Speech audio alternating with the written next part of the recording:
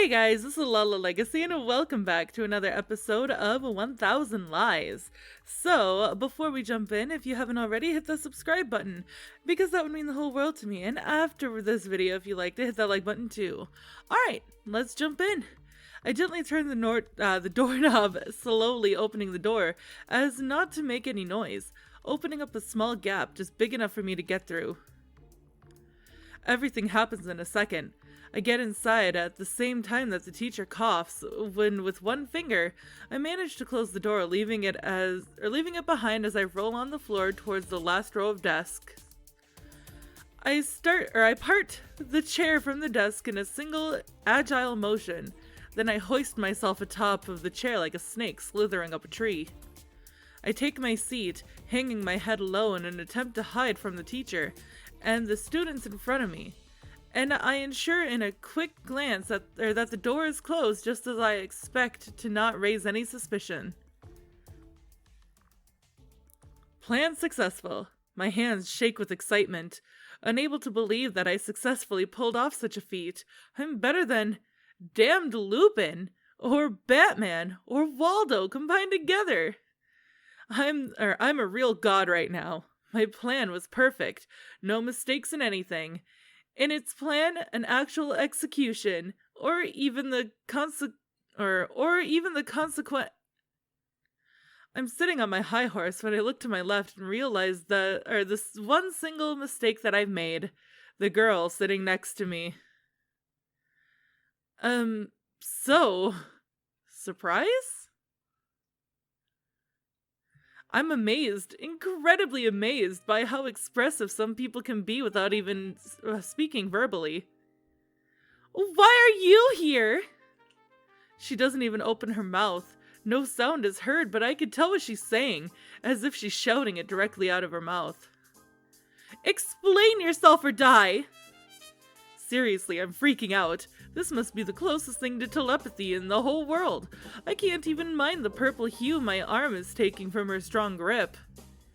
I raise my index finger, asking Lucy for a second. I lower my hand down to my pants and take out my notebook, opening it to a blank page, and I begin writing.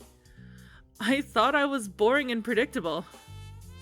I can't believe you came here to do this just because of that comment I made at the mall. Lucy uses her own pen and writes on the page, although I do notice that at the end of her sentence she adds a small smiley face, except it's frowning instead of smiling. Not really, but since I'm here I could take this opportunity to tell you something. Tell me something? What? Can't you wait a bit for that though? Once again, she adds a smiley to the end of her sentence. This time, a face with a question mark over its head. More detailed than your average emoticon, really. I know everyone writes like this on their cell phones, but it's the first time I've seen someone do it on paper. Do you always add smileys to everything? What do you have against smileys, huh? I can't help but giggle when I see her start to draw something after her last sentence, but she crosses it out before giving me the notebook back and sighs with regret and shame. Nothing, they're cute. Don't be shy. I accepted that you're insane a long time ago. At the end of my sentence, I try to add my own smiley, a face covering its mouth as if it's laughing at something. It's a pity that my artistic abilities haven't improved since kindergarten. It's hard to believe that my smiley has a shape in the first place. Lucy ends up covering her mouth with one hand and holding her stomach with the other, trying to hide her unusual cackle so that nobody will catch us. What is this disaster? Now I see why you choose to write instead of draw. As always, she accompanies her sentence with a drawing, this time with the silhouette of someone laughing on the floor. That's not true, I could do better than that. I was just in a hurry, OTL. OTL? OTL, you know, an emote of a depressed guy sitting on all fours. The O is his head, the T is his arms, and the L is his legs. You're supposed to be the smiley expert. Well, excuse me, I don't know why, but I figured it was the acronym of something important. Something that defines us. Forget it. In any case, let's get something straight. Drawing is too much. Drawing is too much for you. You know that drawing is better than writing. I raise my chin as if to ask, what's wrong with you? Lucy then amends her previous sentence, albeit in her own special way.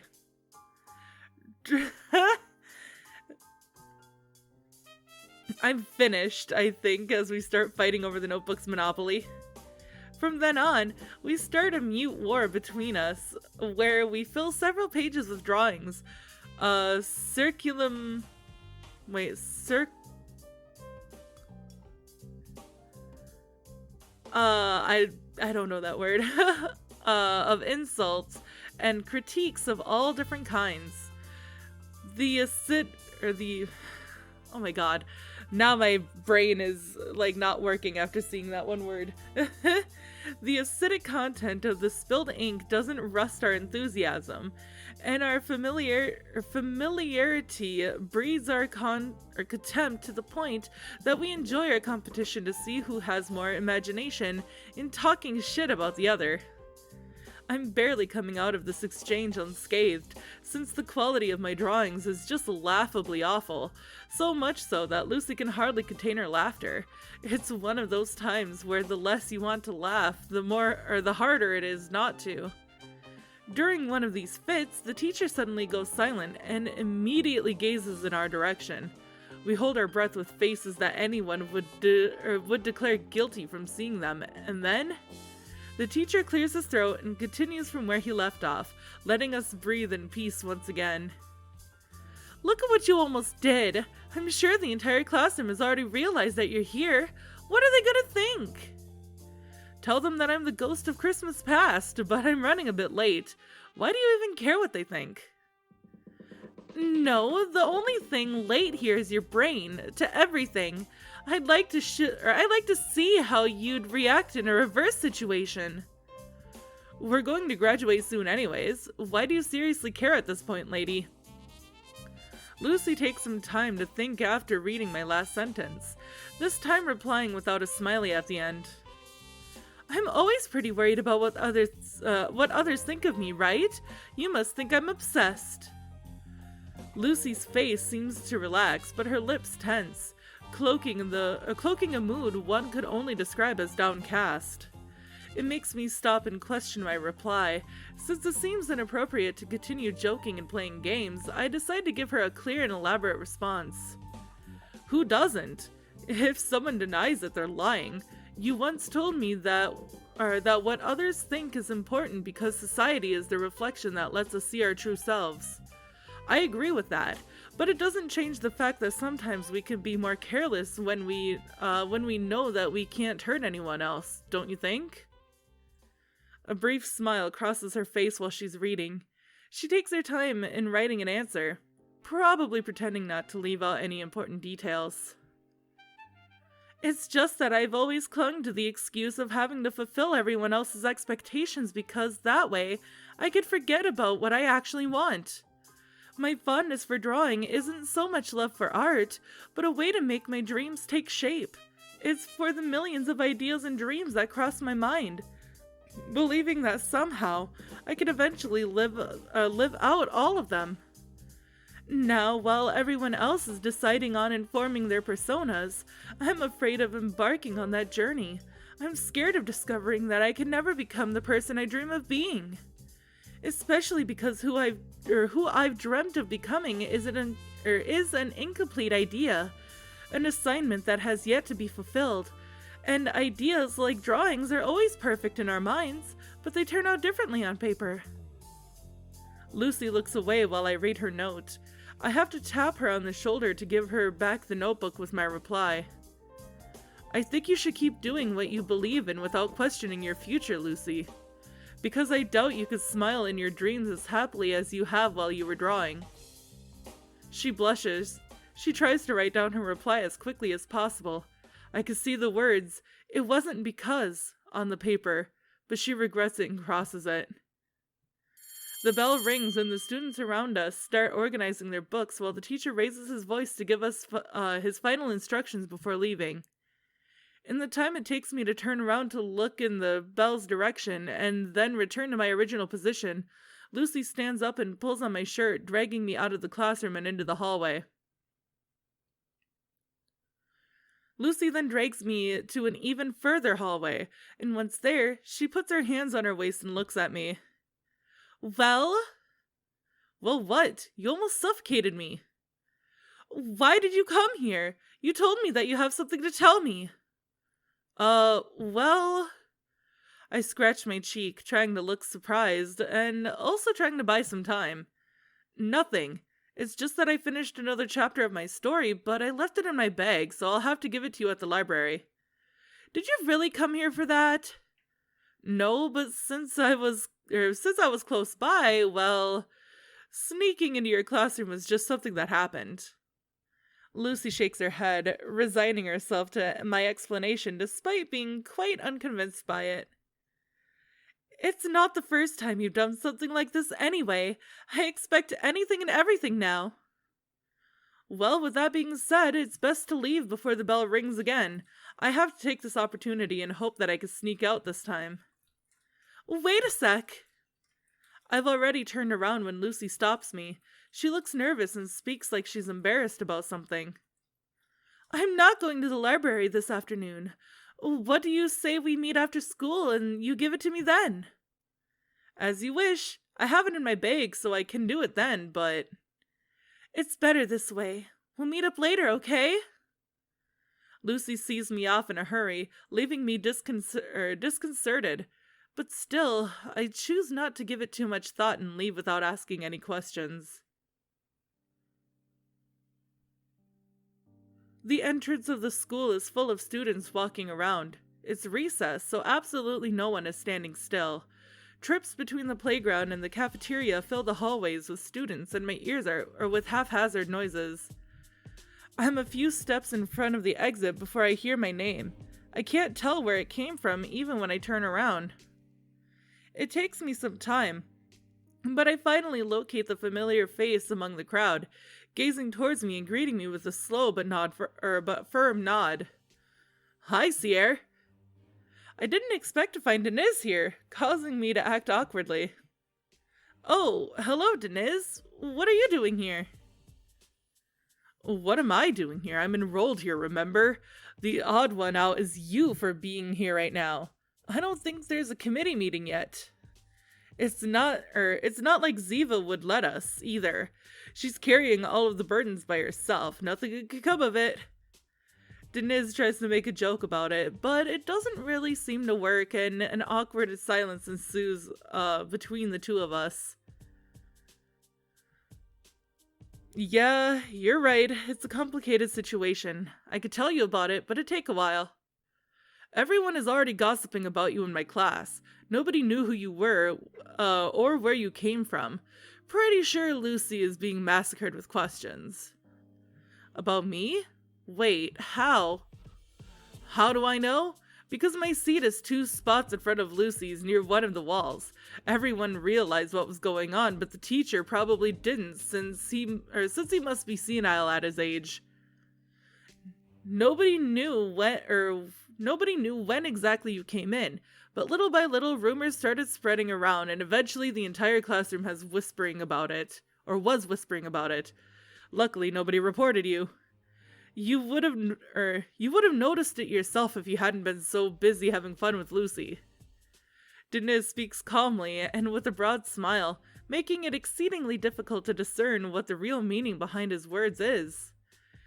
I simply nod, answering him with short, meaningless monosyllables, unable to think of any better way to react to the situation. I'm happy for you. I know that you're in a hurry, so you don't have to explain it, but as I'm sure you understand, I was pretty damn surprised when you suddenly appeared in my classroom out of nowhere. We're friends, aren't we? It's normal to be interested.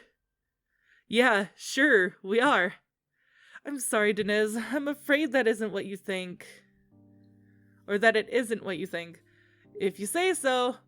In any case, try to be more careful next time, and I don't only mean about yourself. I tilt my head and raise my eyebrows, unsure of what exactly he means. I'm talking about Claire. A flashback of what had happened with Claire and I this morning crosses my mind at the same time that Denise mentions her. It takes me aback. Anyways, I'll stop bothering you now. See you around. Denise bids me farewell by taking his hand out of his pocket and lazily waving at me. He walks away while yawning. It takes me a while to react. Eventually, I sigh and begin the journey back to my own school. The trip feels like it takes an eternity, and I consider going straight home instead, using the intense pain I feel in my right leg at this moment as an excuse. But as I get closer to the school's vicinity, I find Aussie, so I try to forget all about my problems and greet him as if nothing has happened. I think that it might go away if I ignore it, although it's never worked for anyone before. Well, that was an adventure.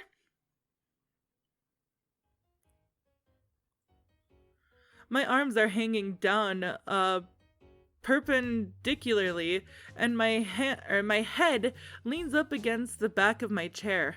I'm engrossed by the sight of the ceiling. Do you give up, Campanero? Don't talk to me, I'm thinking. Give me a minute. I definitely don't sound very convincing, but this is all I could do to buy myself some more time. When I turn my head around, I notice Ziva amongst a group of her classmates. She averts her gaze, but I can't tell if it's on purpose or not. Truthfully, it's been a few days since she's been acting odd. Normally, I wouldn't worry about it, but since it's Ziva, you never know what she's planning. It's then that I inconsiderately call out her name. She skeptically turns her eyes towards me once again and points a finger at herself, in shock that I've reached out to her. Why are you calling Ziva? There are no rules that forbid us from asking for assistance. That's not fair! What's wrong?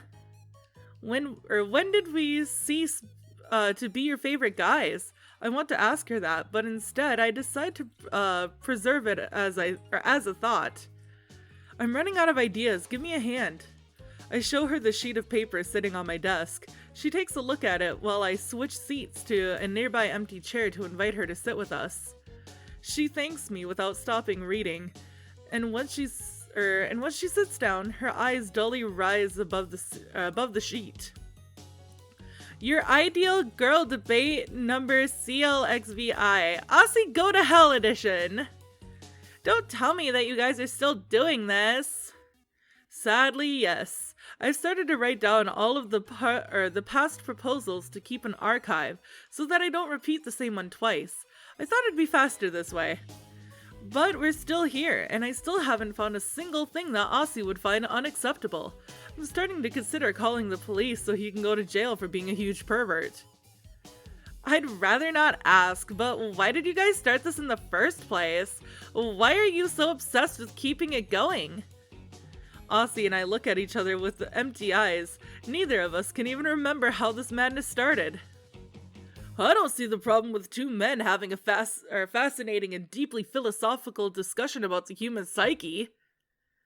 He means to say that we have tons of free time. You aren't helping, Ciar. Also, the only one here with tons of free time is you, who can afford to leave the school for 2 hours and come back as if nothing happened. Meanwhile, I was super busy at school trying to put up a good show in your absence. It shouldn't take that long to go home and back, you know. I went to the other side, too.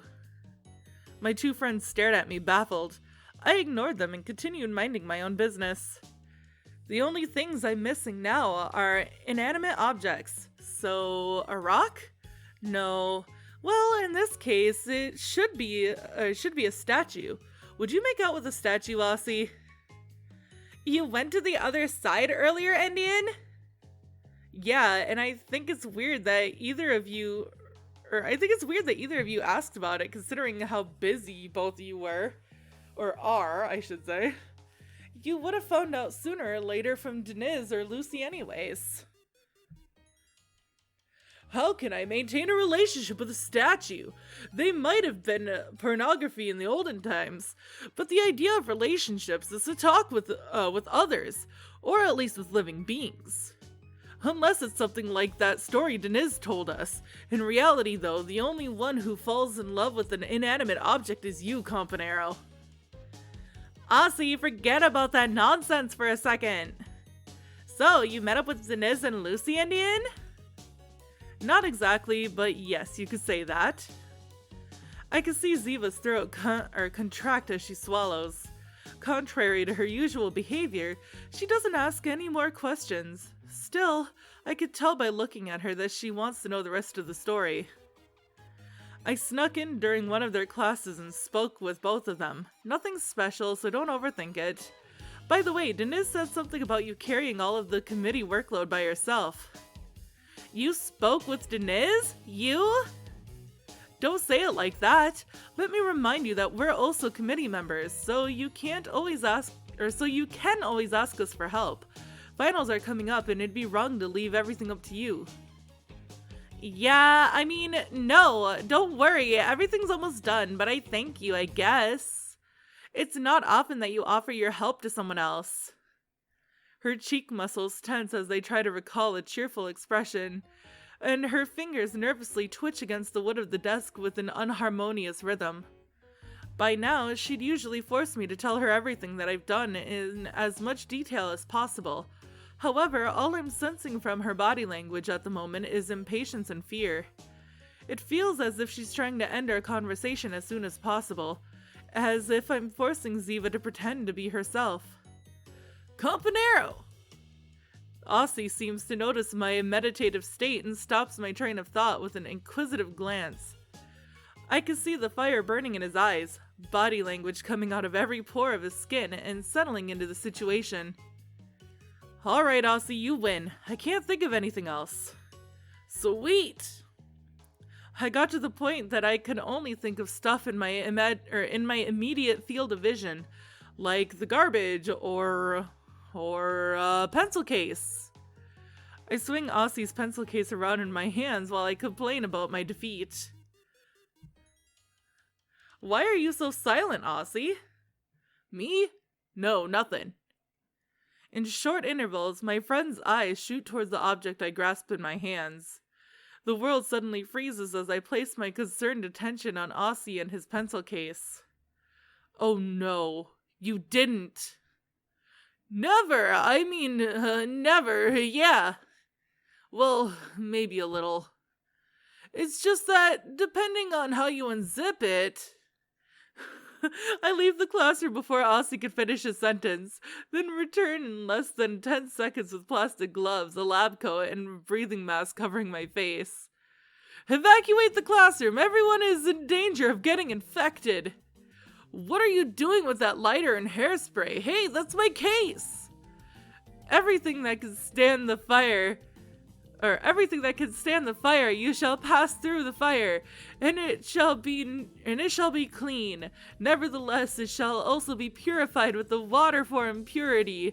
Numbers 31:23. Why are you quoting the Bible? It's too late for me. I've already been infected by it. Quick, Ziva, there's not much time left. I need you to amputate my hands before it spreads to the rest of my body. It's my last hope to keep living. She can't help but raise an eyebrow when I hand her a ruler and lay my arms on the table as I wait for her to react. She sighs and drops the ruler like a guillotine.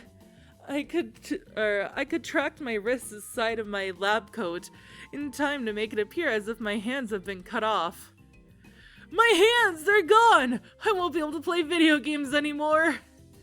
Don't worry, Campanero, you can still use your stumps to play mobile touchpad games. That's even worse! The two of us clowns cause the usual commotion that we are characterized by. Ziva can't help but be in disbelief. Still, her lips curve cheerfully from seeing us mess around. Hey, it's really hot this time, watch out! And of course, our joke escalates pretty quickly. Who arrives just in time to see us to stop a fire? Or trying to stop a fire? Exactly, the new substitute teacher. I can't really help or keep calling her that, or I can't really keep calling her new though. considering the number of times she's punished us already.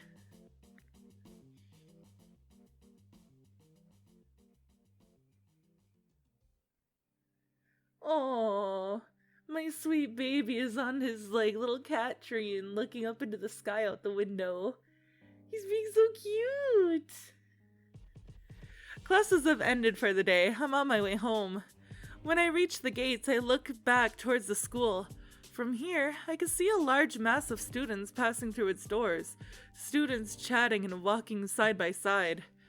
I usually have someone walking with me, too. Today's an exception because the substitute teacher has taken Aussie hostage after that small incident earlier. It's weird. Even though both of us were involved in it, she seems to have a fixation with my dear friend Aussie. Ziva left without saying goodbye. I know I was the first to wish for that girl to leave me alone, but it's difficult to get used to this kind of change. From being pursued to ignored in only a single day.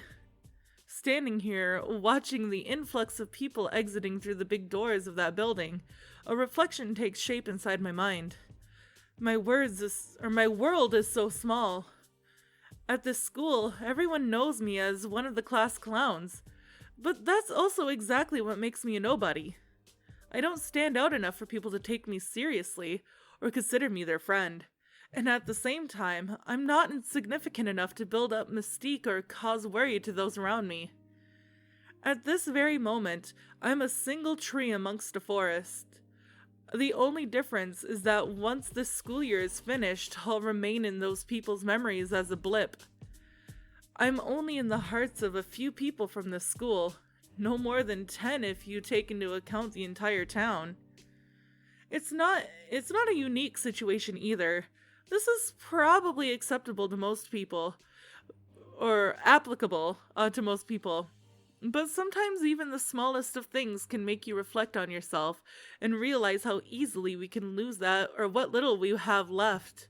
Or we already have, sorry. My world can become bigger or smaller, but rarely will it remain the same size. Since time and destiny are so capricious, it's in my hands and to decide what to achieve and in what direction I should go. And where is it, I wonder? For now, I'll resign myself to going home, I guess. After turning the corner, I see a familiar face in the distance. I nearly forgot that Lucy wanted to meet up after school today. It's fortunate that we passed through the same street to reach our respective houses. Otherwise, I probably would have totally forgotten about it if I didn't see her here. As I get closer, I can see her eyes open wide, but it's not because I'm greeting her. She's amazed by someone or something else that I can't yet see from my perspective. It's Claire. They approach each other without noticing my presence. And although it's not something to get all excited about, I can't help but recall what Denise had told me a few hours ago. If you say so, but in any case, try to be more careful next time, and I don't only mean about yourself. I'm talking about Claire. I feel a horrendous shiver go down my spine. I don't know why exactly, but it makes me act quickly and I immediately run to them. But when I get there... They're laughing their arses off. Oh my, Ciar! What are you doing here? Now we've both lost our bets. Then nobody wins, everybody loses, but Ciar is still the biggest loser. Care to share whatever's going on with you ladies today? Nothing, I bumped into Lucy, so we were chatting. I told her I was waiting for you, and we made a bet over whether or not you'd show up. The funny thing is that we both bet that you wouldn't come. Things seem pretty bad for you. Nobody trusts you. Ciar's the kind of guy who forgets everything, especially if it's important. I had the wrong idea there for a moment. Don't scare me like that. What? Or what did you think was happening? I sigh, unsure whether or not I should feel happy or something else for how this turn of events has developed. Maybe it's because the idea of those two getting along seems impossible to me, but something about what's in front of me doesn't seem right. especially with Claire. I thought that she could only speak freely with me. Although she isn't doing the best, at least she isn't acting like the shy girl that used to hide behind me the second someone else spoke to her. Let's not stand around here. We could take a walk while we're talking. At first, I thought Lucy only wanted to talk to me, but then she also invites Claire to join us as well. The girl that once liked to keep everything a secret and used to lie about everything seems to have forgotten about her past, and is now leading our tiny group with some small talk. The world keeps spinning after all. Do you guys have any plans for the holidays? The topic of our conversation drifts to the summer holiday for seemingly no particular reason. Everyone is talking about it now, and we only have a few weeks left before the school year's over. I can't help but think that I already know the answer to her question by heart, despite this being the first time that someone's asked me directly. I don't think I'll go anywhere special, but the usual visits to the beach with my family. I'll probably do the same. Coming from Claire, I take her words literally, and it makes me feel a bit anxious. Truth is, I was wondering if we could all go somewhere together. My parents are already bugging me with questions about which university I want to go to, and what I'll study. They're driving me insane. Also, there aren't any universities nearby, so I'm scared that all of us will end up going our separate ways once the holidays are over, especially if I have to move somewhere else. Isn't your birthday during the summer, by the way? We can meet up then. Yes, exactly. You have a great memory, Claire. If we do something at the beginning of the summer, it'll line up with my birthday. We can celebrate and have fun. When did I mention the date of my birthday to you anyway? She heard it during my birthday party. It came up when you began insisting that all of us have to celebrate your birthday and give you the best presents on earth. You sounded pretty drunk, even though we hadn't been drinking. True. And if you don't obey my command, I'll get mad. What a materialistic girl you are. Without thinking about it, I take a seat on a nearby chair. It's not like my leg hurts or anything, but after so long, one gets used to resting at every opportunity so as not to make the pain worse. I'm trying to think positively while I still can. As soon as I get home, I have to start studying, and that's so depressing. Are you two not going to study for final exams? I'm the type of girl who gets focused at the very last second. I'm useless before then. Why would I study? I'm a genius with 3 doctorates from Oxford University. I don't need to do anything like that. Ciar saying that he also puts it off till the last second. You didn't have to be so blunt. Lucy covers her mouth as she laughs and seats herself in front of me. She rests her back against the chair and crosses her legs, instantly transitioning from laughing to meditating. I'm telling you this because I won't be able to visit the library for a while. Not for no reason. I'll have to focus on studying. It's because of my mother. She's really strict about it, and nothing at all like my father, who's more of a slob despite being a teacher. Now that I'm not going to basketball training anymore, she's always asking questions about where I'm going and what I'm doing. Of course, she assumes that I'm always wasting time instead of studying. It's a pity, but that's exactly why I had to make sure that after this, we'll keep meeting up and following the plan like usual. Lucy speaks quickly and ambiguously, as if she's trying to unnecessarily justify a really simple situation. I don't know what she's expecting from me, or if she's thinking that I'll get angry at her over this. Even if she's lying, she still doesn't need to make excuses for herself. Well, it's fine. After the exams, we'll have to meet up again for the graduation ceremony and events and stuff. That's right! We can decide what to do during the party! When Lucy comments on the graduation party, I can't help but look at Claire. She folds her arms and looks away from me, trying to hide her feelings on the topic. With that being said, I'm about to stand up when I hear a voice coming from behind me. Good day, what can I get for you? We instinctively turn to face the new sound, realizing who the source is and exclaiming in unison the title we'd given this person a few days ago. It's the Baldi Bastard! We immediately regret our turn of phrase and shut ourselves up. We'd ended up sitting down at one of the tables of a restaurant. Of course, its waiter is none other than the Stocky Baldi that we've come across so many times in the recent past. That huge mass, over 6 feet tall, seemed to be bulging after hearing the affectionate nickname we gave to him, literally tearing apart his clothes. I could clearly see the dark, dreadful aura surrounding him. The gravity around us suddenly seems to grow stronger, to the point where I feel like I'm choking here. Excuse me, I must have confused you with someone else. A cousin of mine. We call him that as an inside joke. Who would have thought? Of course he has nothing to do with you, sir. In fact, we've never met before, have we? Not at a shopping mall or in a car. I don't know what you're talking about. Are you gonna order or not? Well, guys, I haven't taken a seat, so I'm free to go. Enjoy your lunch and have fun. Good luck. Don't run away now, you coward. Our lives are on the line. You'll have to forgive me, but I looked at the menu and couldn't find anything I wanted. While Claire reaches supersonic speed, Lucy is playing a rather unconvincing role as a customer. She's shaking so much that nobody would ever believe that she's capable of reading the menu that way at all. The waiter asks her to order something anyway, and he'll ask the kitchen if it's possible to make. Well, yeah, what I want is a chocolate milkshake, but with Swedish chocolate, strawberries from French Polynesia, and a small multicolored palm tree that spins in a circle as I drink. So? Are you high or drunk?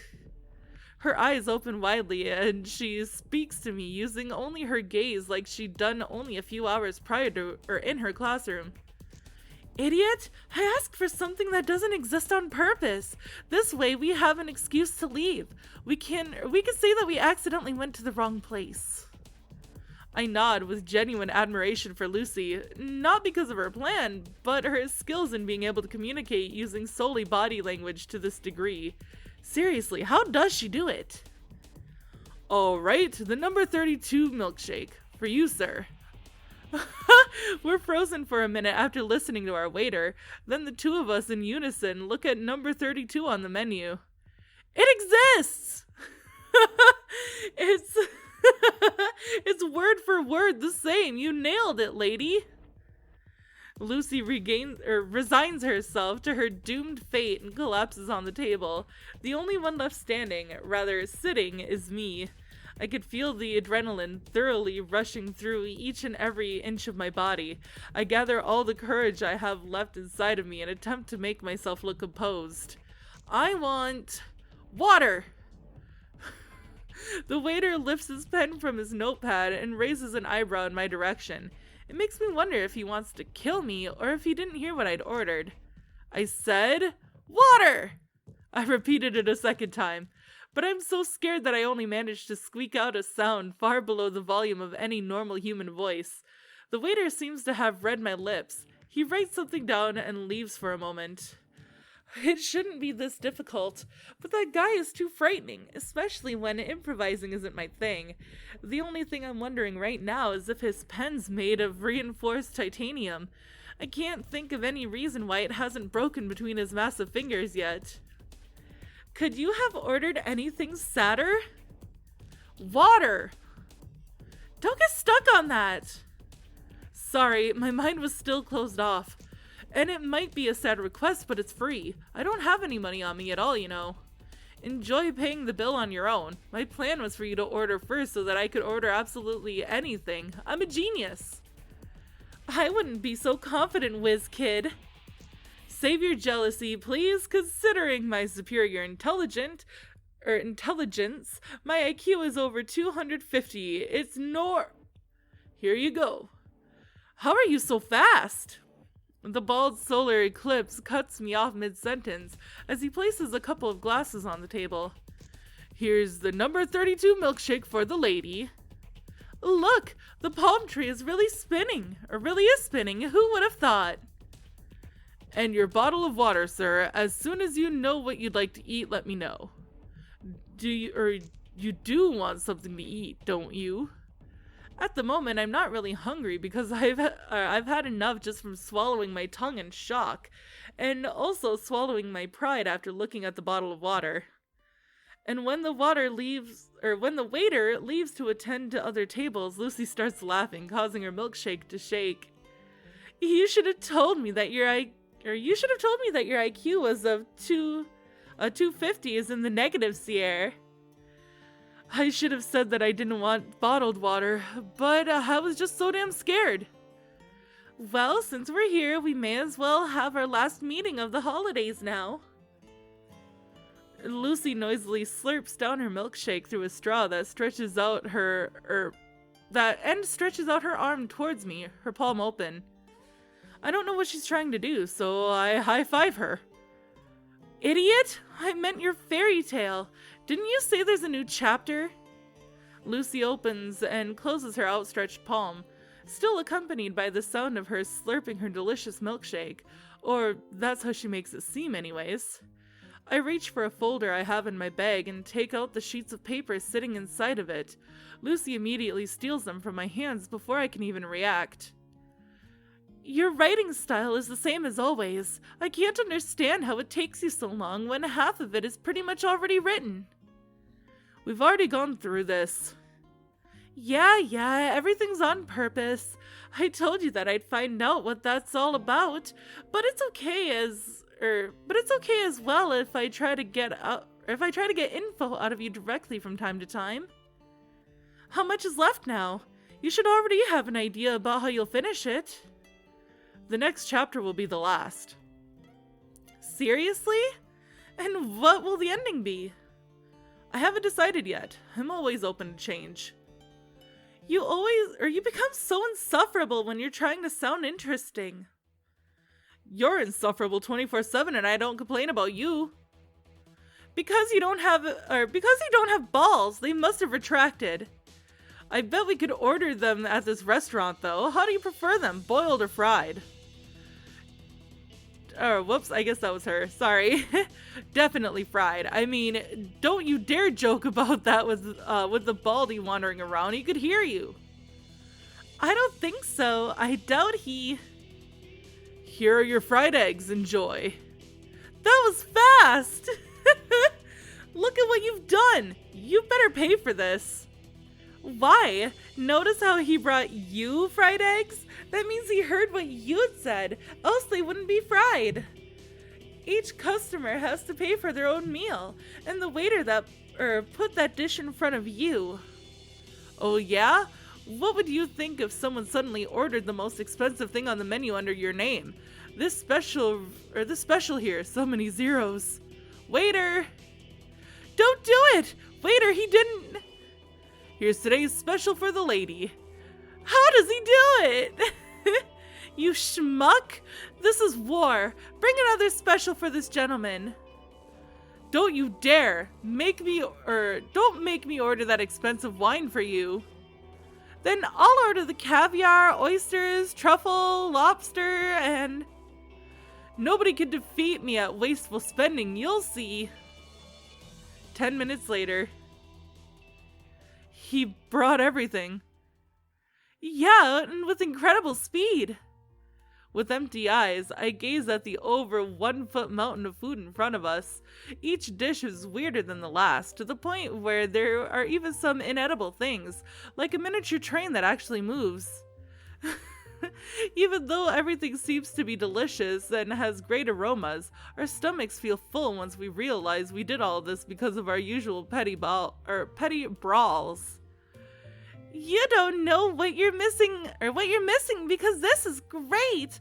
I have no idea how they can cook all of this so well and quickly. People don't respect the laws of thermodynamics anymore. Wait a second, didn't you leave earlier? Well, whether or not I left is relative. Seeing as you guys can't eat all this alone, I decided to return to help you. Wasting food is awful. There are so many problems with that sentence that I'd prefer not to think about it. What about you, Ciar? Why did you ask the waiter to sing the Power Rangers theme song? He's playing the electric guitar and everything. Go, go, Power Rangers! I have no idea. I was running out of ideas and figured asking for a Super Sentai song would be too nerdy. No, that's not the issue here. True, I should be more demanding of that, Baldi. Waiter, I want you to sing it like it's an Alexandrin. Oh no. I don't know what that means, so excellent. Can you stop this nonsense? It's not like we could pay for all this anyways, woman. At least this way we win something. Excuse me, but I couldn't help but overhear your conversation. Is it true that you won't be able to pay your bill? Hey, hold it! Who gave you permission to stop singing? If you don't give me my Alexandrin, I'm leaving without paying. Don't you dare leave now, schmuck! We're going to get out of this mess together. I'll eat the food! And then pull out your wallet. The very moment that you joined us here, you became an accomplice. You don't have anything on me! I'd take you more seriously if you weren't talking with your mouth full, Claire. Can't someone call for help? Ask for a loan? Offer to clean dishes? Be a man for once here? Gender equality only applies when it benefits you, doesn't it? For starters, I don't have a cell phone, and who would I call anyway? Yeah, for that you'd need to have friends first. Exactly, I have no friends, so... No, wait! Damned Claire, don't make me say that kind of thing. But you don't deny it. Poor Aussie, if he ever finds out what you think about him. I consider him more of a slave, to be honest. He isn't poor, though. In fact, he's probably the only one of us with enough money to pay this bill, but I doubt Aussie will pop up right now. But that is all the time that I have for blah blah blah. Oh my god, my mind is fried. That is all the time that I have for this episode, guys. So if you liked it, please hit that like button down below and don't forget to subscribe. I love you guys so much, and I will see you in the next one. Bye!